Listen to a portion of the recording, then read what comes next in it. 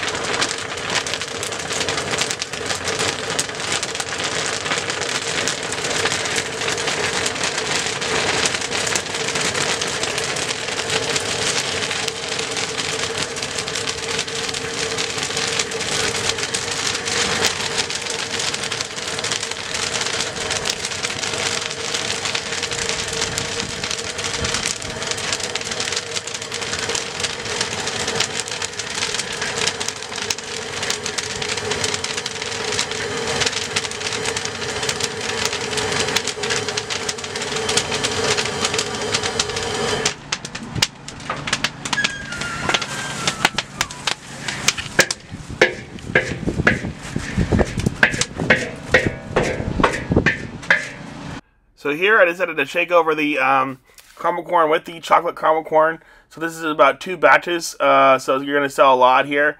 And I decided to shake it up, mix it together.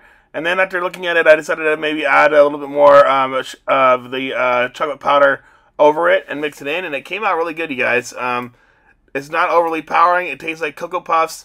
And here I put in about 2 or so of the hot chocolate mix, and it came out great.